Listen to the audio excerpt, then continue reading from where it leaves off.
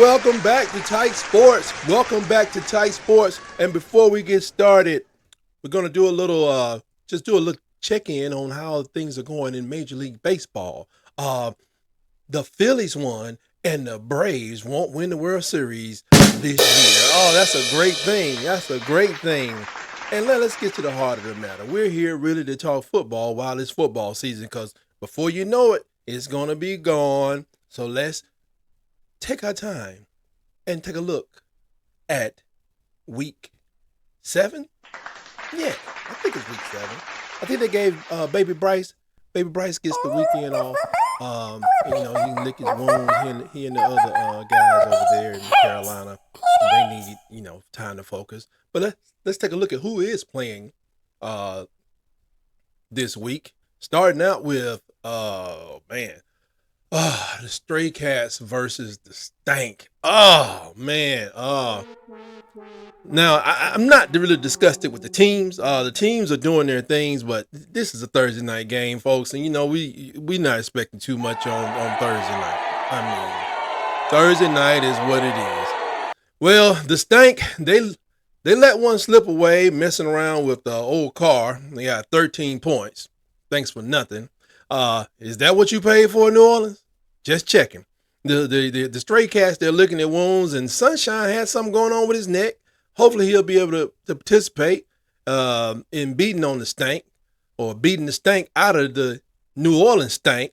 The Stray Cats take this one in a Thursday night trail of stinkers. I mean, every game has been awful. Even watching what Denver did against the champs, it was awful because they played awful, as they normally do with Denver. And then the champs just had an off game and it just made them look whack. Plus Mahomes is my fantasy dude, my quarterback. I mean, I just did not have a good week. I got one league, folks. I'm too embarrassed to say what's going on. It's just absolutely horrible what's going on here.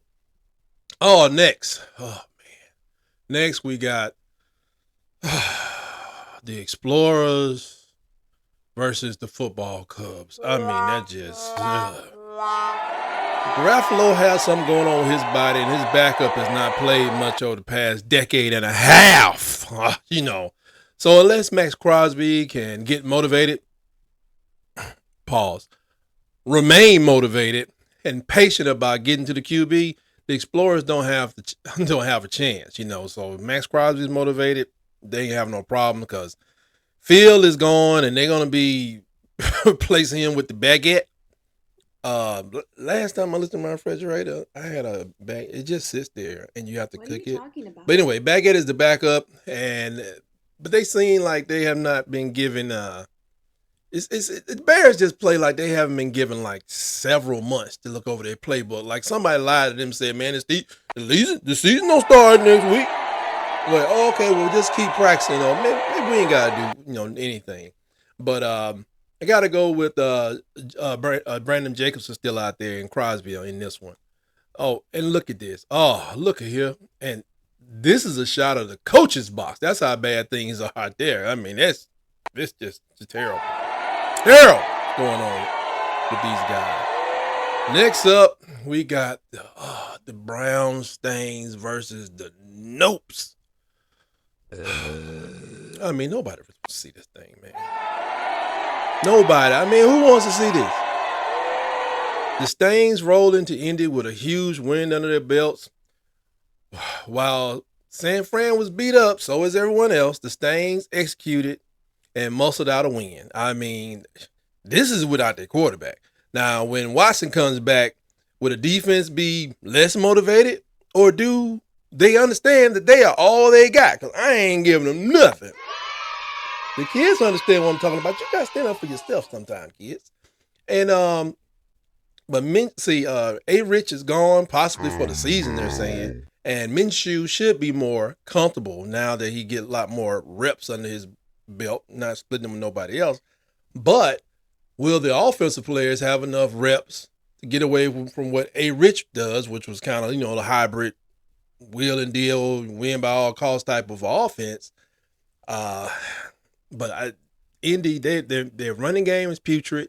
Neither Moss nor Taylor reached the high water mark of 25 yards. Ew. 25 yards. Neither one of them. 25 yards in the whole game. So going against the Stains like that will make sure for a long day. For the Nope defense, Stains win this one. I don't see no way around it. Next, oh yeah, okay. Boy. Just reminds me of an old school song. Punks jump up to get beat down. Catch nothing but a beat. Bill is throwing stuff after the safety of the game. I kind of like that. I'm kind of tired of him looking unbothered, and trust me, I watch the team. I can't stand play like, when I watch a team that I can't stand play like sewage steam, it still bothers me. They just were bad. The Bearded Goats, they had to fight tooth and nail to get out of New York with the win versus the Little Peeps. So I expect them to take out this division rival, although it could be tough. Every time you play in a division, you got to be careful. But man, the coffee lovers, they have nothing. I wonder what they're going to do. And I guess their logo is thinking the same thing. What will they do in the next game? Oh man. Okay. To be honest, this is just another statement. Washington smacked the whack ones around for an hour or two and got a tough win on the road. However, the Little Peeps will not be playing the injured Daniel Jones again. So if Tyrod can get a little bit more comfortable with the playbook and not mess around with some of the bonehead mistakes which are bound to happen when you stay on the shelf for 2 years, maybe get a little more respect. I expect to see one heck of a game out of him, but I gotta go with Washington for the wins because I just think that I like what I'm seeing out of Howell. They're coming together. B-Rob's running that rock. The defensive line they're getting better. I think they're still a little young, but something seems to slow them down. I don't know if their scheme has changed, but they are still a great defensive line. So, and just to be honest, I guess I'll go with Washington, but you never know what Saquon is going to do back there. He's picking up more and more momentum. And like I said, with, defense still going to concentrate on him. So I still got to go with the old requesters on that one. And I know, Brian, I wanted to, I can't, Brian, just stop it, man. You got this stuff from Bill, and you're throwing things. Act like you got some home training, man. You better than that. You're better than that. Gonna get fired, but you better than that. Next up, we got the Whack Ones. The Whack Ones versus the Buckboarders. Well, they're down in Raymond James. Offensively, the Whack Ones are young, but their mature defense keeps them in games. They're just a little bit more mature because Grady Jarrett and they got Calais Campbell out there, participating in the defense. Baker played very Bakerly versus Detroit, and that led to Tampa loss.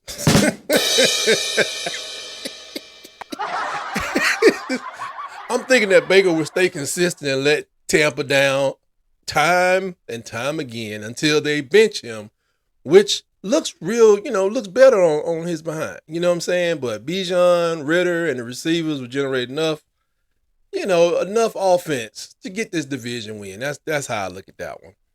Next, we got the Loyals versus the Solid Blacks. Ooh-wee, this should be a good one. I like this one here. This should be a good one.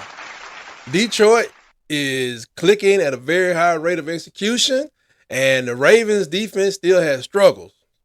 Lamar is a magician, but his supporting cast is like the Jackson. Once everybody reached drinking age, it's just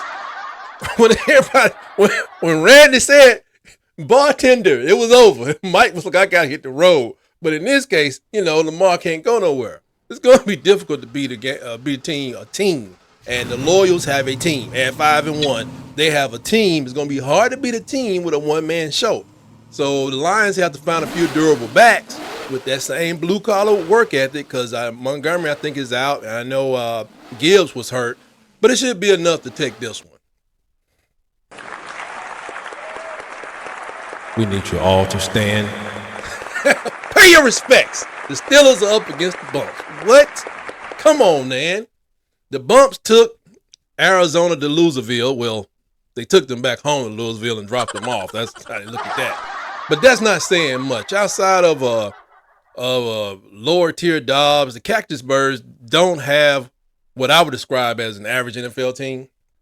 So hopefully my Steelers with the bye, with Matt Canada in the basement, showing him how loud phone books are when swung at the bottom of feet. I'm just joking. Matt Canada, get it together, man. With that, we need to increase the number of rushes per game and double the number of balls thrown more than 25 yards down the field. With that, should be able to take the Bumps out. You gotta get Kenny out of the pocket, man. You know he's coming. You know the man. Darnold is coming. He's gonna be there. You can't sit back there patting on the ball, and man, make that man for some run defense, man. Let him catch Najee in the chest a couple times, man. Let Najee just run up and just jump up in his lap like, here you go, hold me at least 6 times in the first quarter. That tires that man's legs out. I mean, you got to do something to slow down Donald. It's going to be a mess. But I believe in my heart and in my mind that the Steelers are definitely going to pull this one out. I'm sure you feel the same. Next up, we got the Cactus Chicks versus the Waterfowls. Now, here's the thing. This is the division thing, but all the Cactus Chicks have is Dobbs out there playing for his supper. And thank goodness they're paying that man good. He getting paid a lot more than the aerospace engineer getting paid. So unless he was going to invent something, which he still can do that. He getting paid a lot. But their offensive floor is unidentified. And it really feels like a quest for a first round pick to me. I'm just saying, like if they want to get one, what do they need? They could trade old boy. They could get about 6 picks if they get rid of trade the Munchie and keep playing the way they're playing. So, but their offensive flow is just unidentifiable.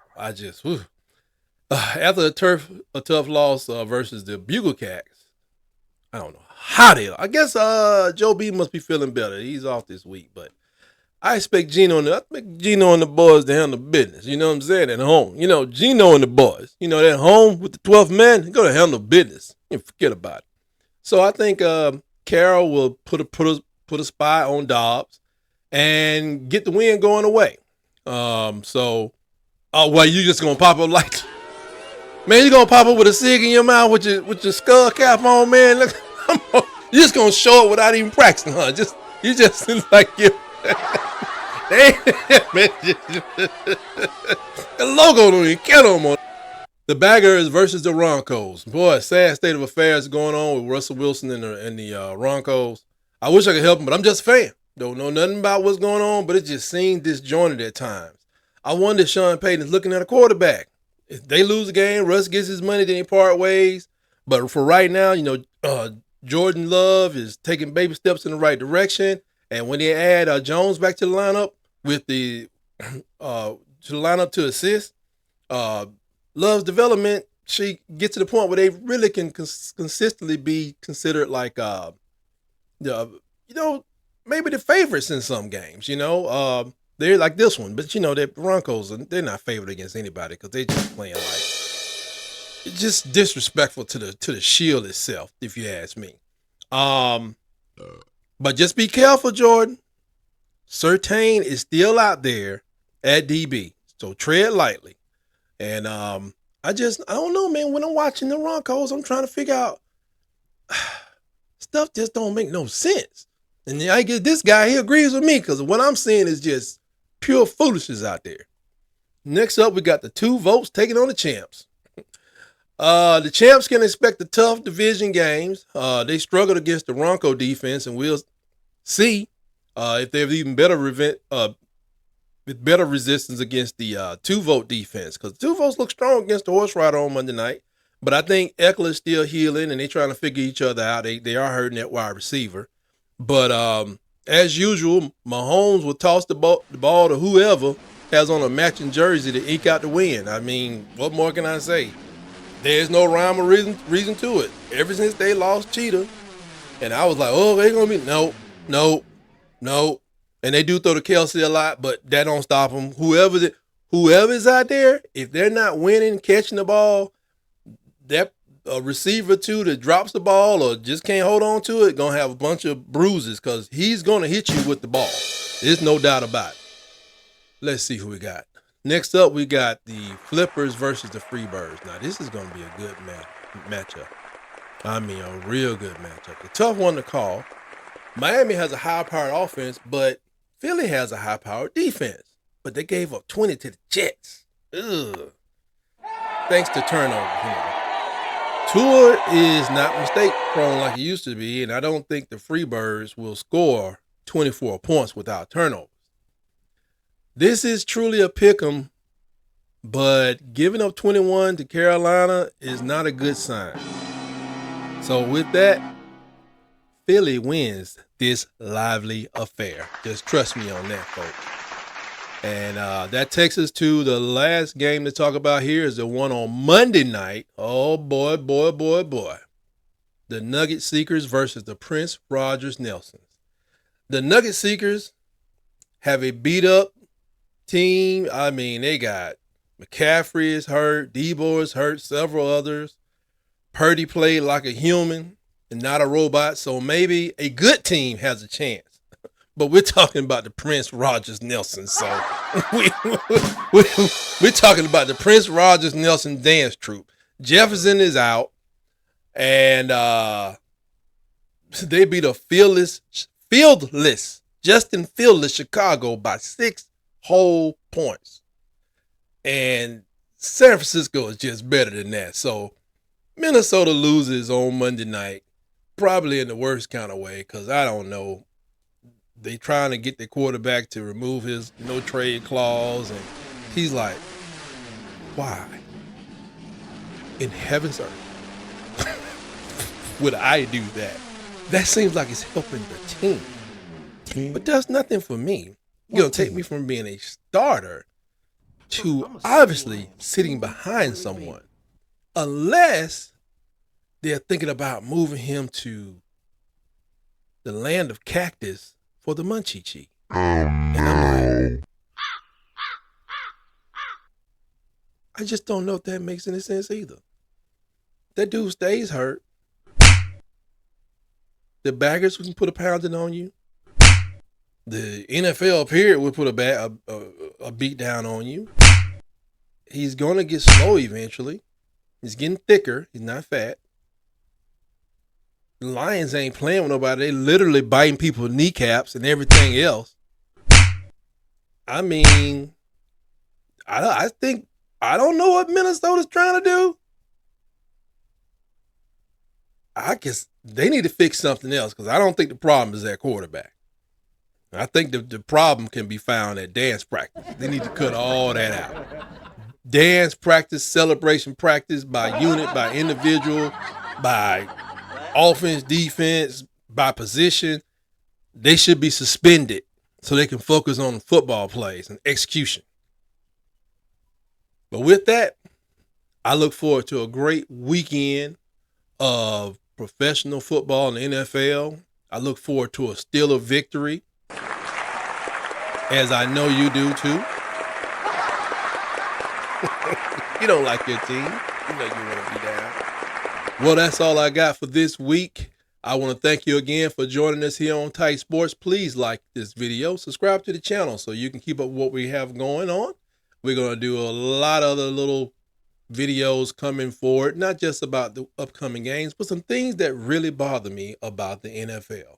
Until next time, have a great week.